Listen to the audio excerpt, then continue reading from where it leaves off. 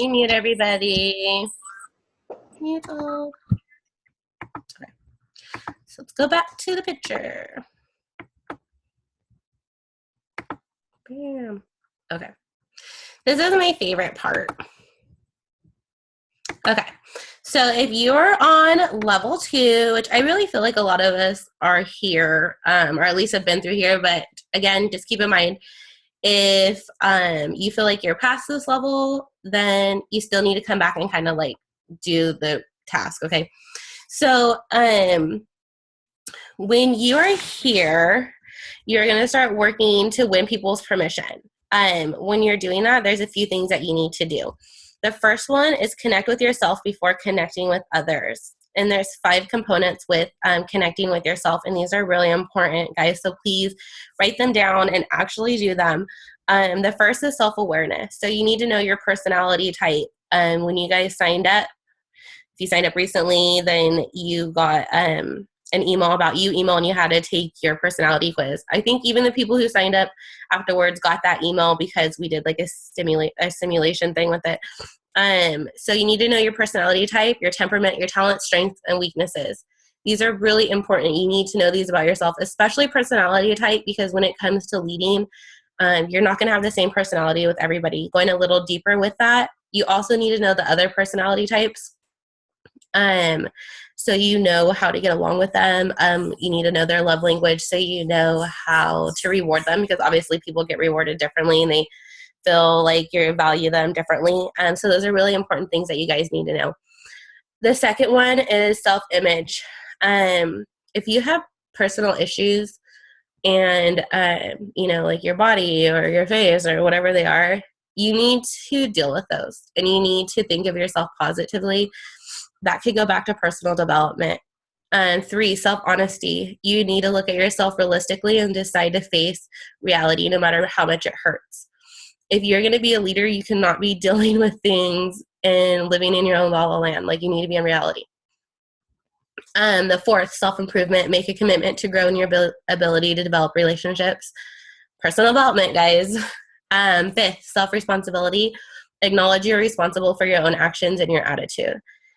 Being a leader, you're kind of throwing that out of the wind, right? You can't be like, well, it's not my fault. Okay, no. Like, if you're a leader, it's your fault. You take responsibility. You are in control of your actions and your attitude. Every significant accomplishment begins with one person stepping out and committing to make a difference. That person then takes responsibility to pass it on to others. If you do not take responsibility for yourself, then do not expect your life to become any different than it is right now. You need to know that. You need to send that down to your team. I'm also trying to work with this with my challengers. It goes back to that too. You know that your challengers will not have results if they do not take responsibility for themselves. It is not your job to go to their house and pull them off the couch and cook them their meals and make them lose weight. They have to take responsibility. So do we. The second part is develop a people-oriented leadership style. So I feel like sometimes we get like caught up on relying on like rules or systems. Instead, you need to use more of a personal touch. You need to listen, learn, and then lead. You need to develop relationships. Leaders in this category, they have more than an open door policy, and it swings both ways. They go through it and get out among their people to connect. So, in this part, you need to be able to talk to those people. Those people need to talk to you. It needs to be completely open door. And you need to be out there. You need to be in the trenches with them. You need to be able to connect with them. If you're not inviting and you're expecting your coaches to invite, you're not going to be able to relate with them. You're not going to be building that relationship because they're going to be talking to you and you're going to have nothing to connect with them with because you're not doing your job. Good leaders never take anybody out of the equation in anything that you do, team, obviously, and they always take people into account. So to be successful in level 2, you have to think more on terms of people's emotions and human capacity and less on terms of system and regulations. So an example for this, you might have heard, okay, well, only talk to coaches who are doing this. Or it is a system that you have to do this and this and this with coaching, right? No, you don't. Like, you don't have to. Like, you're dealing with real people. You're dealing with real emotions. Be personable. Like, be there for them.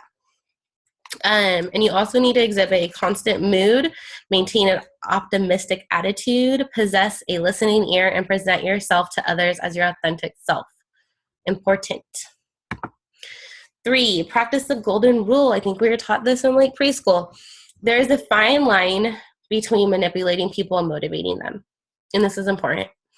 Leaders who put empathize I can't even talk, on motivating can use leadership for personal gain at the expense of others. But when you're at this stage of leader and you're being a real leader, you could keep that tendency in check and keep it from crossing over from motivational to manipulation by following the golden rule: treat others how you want to be treated. An example of this: you have a discount coach and you want them to work their business. And you brought it up to them and you presented the opportunity, and they just don't want to do it, right? It's just not for them right now. They're not ready. Instead of being motivational and being there for them, some people try to manipulate them. Well, no, you need to do this. Like, you need to sign up 2 coaches, and you need to be emerald. No, if they're not ready, they're not ready. You're manipulating them so you could rank advance. On the other hand, if you have a coach who's a go-getter and who wants to build their business, of course you're going to be bringing up rank advancement, because that is huge. But don't manipulate them to reach your own personal goals. And you guys really need to realize, it's not about you, it's about them. When you practice treating others how you want to be treated, it enables everybody to be respected, and that changes your environment for your team. Really important. 4, become the chief encourager on your team. So as a leader, you have great power to lift people up, but they have to value it. And if you want people to be positive and happy for them to see you, when you message them, you want them to be excited and read your message, right? You have to encourage them. If you're that leader who is really negative and really pessimistic, they're not going to want to talk to you. You're going to be oh, here comes so-and-so again. She's just going to drain me. No, encourage them. Make them feel good. Because people are naturally attracted to people who give them confidence and make them feel good about themselves. You can be a leader who does that if you're willing to be intentional encourager. You can be the leader people want to follow. So a little try it out. For the next 2 weeks, say something encouraging to your team every day and watch to see how the person responds. Do that with everybody on your team, and they will not only want to work with you, but they'll also get more done.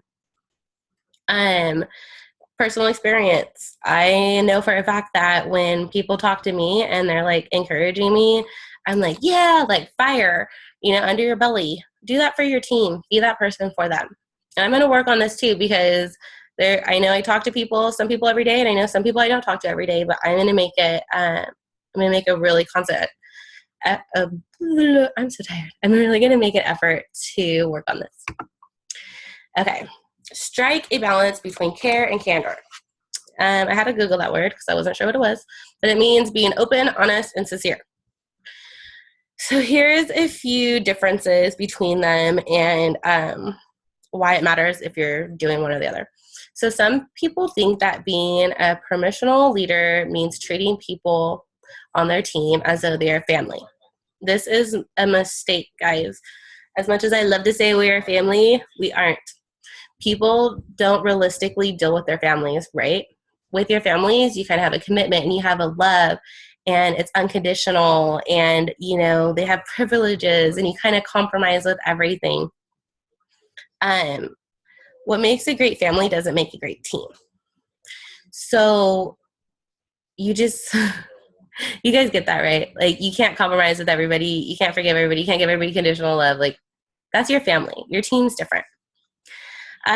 Some people think that being a permissional leader means giving team members permission to do whatever they want. That idea is wrong too. Just because you care about them does not mean that you let them work without responsibility or accountability. If you care about people, you need to respect them and build a positive relationship with them. Every person has mistakes and problems. Everyone needs improvement, and everybody needs somebody to help them. As a leader, it is your responsibility and your privilege to be the person to help get better by balancing care and candor. Care without candor creates dysfunctional relationships. Candor without care creates distance relationships, but a balance between them creates developing relationships, and that's what you need. We're going to go more into that. How do care and candor work together? Caring values the person, candor feels the person's potential, values the person's potential. So when you just care about somebody, you're demonstrating that you value them. But if you want them to get better, you have to be honest about where they need to improve. That shows you value their potential. It opens, if you're open with others with their benefits in mind, it isn't harmful. If not, you won't be able to help your people grow and change. So an example, I mean, I've done things where I've gone through you guys' Facebook, right? I care about you guys and I value you all. But at the end of the day, like, I know your guys' potential. And I know that I could come to you and I could tell you, like, hey, like, I went through your Facebook, this and this and this. And the only reason I'm doing it is because I want to help you grow. Caring establishes the relationships, while candor expands the relationships. So the things that establish relationship are common interests, and care, but those aren't enough to make the relationship grow. So if that is all you have, if you just care about somebody and you have a common interest, then you're not going anywhere. To expand a relationship, candor and open communications are required. Do not be afraid of a difficult conversation that needs to happen for 2 reasons. One, don't be afraid of a different conversation that needs to happen. So the 2 reasons I'm going to say are the actual reasons that people get scared to have these. So the first one is you don't like confrontation, or the second one is you're afraid of hurting people's feelings. I've been there. I am not a fan of confrontation at all. Like, oh my God. And I'm like, I hate hurting people's feelings. And it's really awkward for me to have like conversations like this. But if you could balance candor and care, it'll deepen your relationship. And when you have to have a candid talk with somebody about something that you're nervous about, they will hang in there and they will grow. And that person will move up to level 3 and above. But you have to be able to have that conversation with them. Okay, so caring defines the relationship and candor directs it. Good leadership responsibility to the welfare of the group good relationship involves responsibility to the welfare of the group, which means that some people will get angry at your actions or decisions. It's inevitable if you're honorable. If you want to be able to lead people well, you need to be willing to direct them candidly. You have to, there's going to be decisions that you make that upsets people. There's going to be decisions that you make that not everybody agrees with. And it's part of the gig, guys. But when you have that relationship with people, it's easier. Caring should never suppress candor, and candor should never displace caring. So to be a good leader, you must care and candor. My spelling is horrible because I'm so tired. Before you have a candid conversation with somebody, you need to ask yourself a few questions. And you're probably thinking, well, I'm never going to have this conversation with somebody, or I don't know when, or I haven't had to yet, so it doesn't matter. But as a leader, you will eventually. So the first one, do you have a relationship with them? Do you value them? Is it their issue and not yours? Do not try to have these conversations with people if it is your issue and not theirs, because that will not go well. Are you sure you're not speaking only because you feel threatened? Is this issue more important than the relationship? Are you willing to invest time and energy to help them change? And are you willing to show this person how to fix it? Only if you answer yes to all of these, then you could have that conversation with that person. When you have these conversations, it needs to be quickly, calmly, privately, and thoughtfully. These are those conversations, that you might not want to have. Like maybe somebody's doing something they're not supposed to be doing. Or maybe somebody's being like crazy on Facebook and you just know, it's like not working and they're tagging you and you're just like, oh my God. Or maybe somebody's doing something that is against Beachbody policy and procedures. Things like that, it needs to be brought out in the open, right? If your goal is to help the person improve the team and fulfill the vision of your organization, then this is a path you should follow as leader. But remember, when you're candid with somebody, when you're open and honest and letting it all out, right? And you must allow others to be candid with you too, and be mature enough to take it without defensiveness. And I know that is hard, because I know when you go into this conversation, you might just be thinking, okay, well, I'm just going to, tell them what's going on and what's happening, and they're just going to be okay. Okay, well, you might bring that up to them and they might throw something else out in your face that you've done, right? You need to be able to take this without being defensive. Caring for people, making good decisions for everybody involved, and making a good decision is what level 2 is all about. Beliefs that help get you to level 3. Most people who fail to move up leadership don't make it because they never understand the importance of building a relationship with people they work with and gain permission to lead them. The permission level is foundational to good leadership, but it's not your ultimate goal. Don't listen to this and think, level 2 is where I want to be. No, you don't. If you gain the confidence of those you lead and you're recognized as a person who cares, it is time to go to level 3. To begin at level 3, you need to keep a few things in mind. The first one, relationships are not enough. If you stay on level 2 and never advance, you won't prove yourself as a leader. The good news is you're connected with your team and you have influenced them. The question is now, what are you going to do with the influence? True leadership takes people somewhere so they can accomplish something. That requires a leader to connect with people and their potential performance. As a leader, guys, you can't just build a relationship with them. You need to help them grow. You need to see their strengths and their weaknesses and get them to where you believe they could be. 2, building relationships require twofold growth. So for relationships to be meaningful, people must not only grow towards each other, but with each other. Growing towards each other takes compatibility. Growing with each other takes intentionality. And they actually did a funny example in the book. He was talking about how when you meet somebody, right, and you guys connect and you guys grow towards each other and it's amazing. And you're compatible, right? But then after a while, that only goes so far. Compatibility isn't going to pay the bills. It isn't going to work out when you guys have a fight. It's not going to save your everything. You guys have to grow with each other. And it has to be intentional. If you guys are in a relationship or you're married, you know that it's hard to grow with each other, but it pays off. A relationship can't grow if you never go past those initial experiences. That requires common growth. If you don't grow together, it is likely that you'll fall apart. If you're going to have a staying power as leader, you must grow towards and with your people. Just because you develop relationships with your people doesn't mean you're done on the relationship side. There is still more work you have to do. 3rd, achieving vision as a team is worth risking relationships. So building relationships can be hard. We all know that, especially if you have people you don't click with and it takes extra work. But to succeed as a leader, you have to be willing to risk what you have developed relationally for the sake of the bigger picture. Leaders must be willing to sacrifice for the sake of the vision. If achieving vision is worth building a team, it is also worth risking your relationship.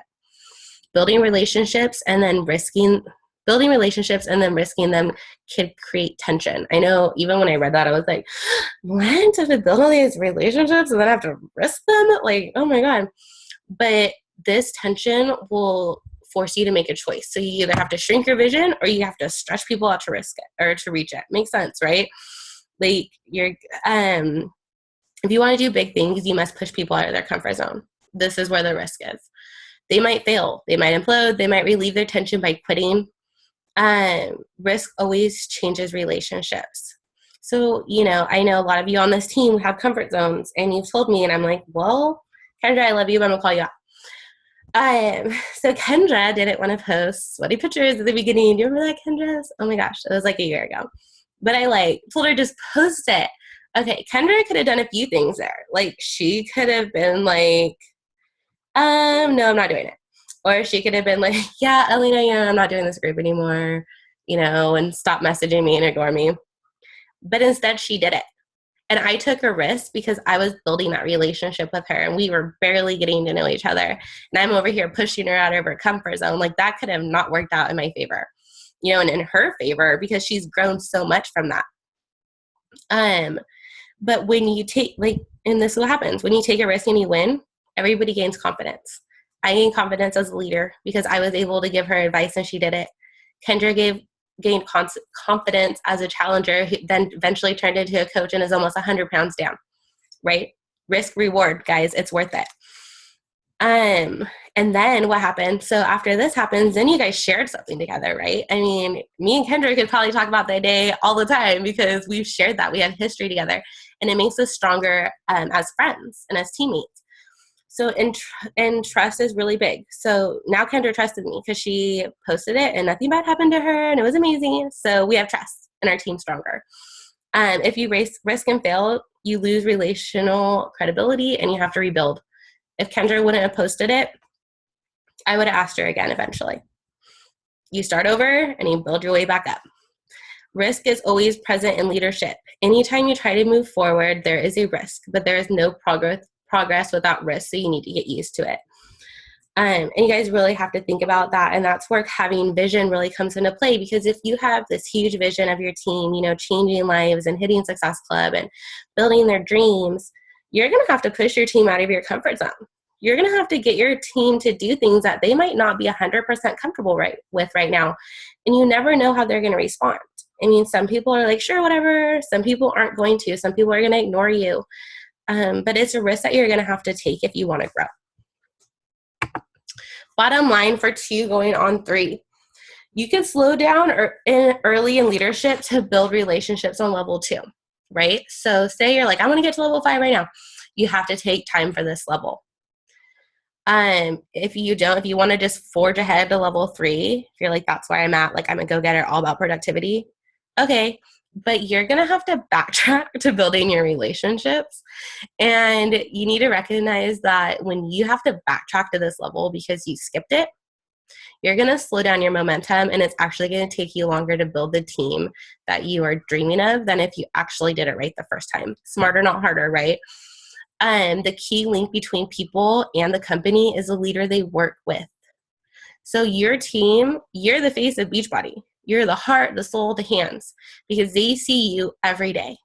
And if you're a leader that connects and cares, it makes all the difference in the world to them. Level 3 and beyond, next week. I didn't want to keep you guys on the call for like all night long, and level 3 and 4 are pretty intense. So that will be our call next week. So I'm going to stop this. I don't know. Stop recording.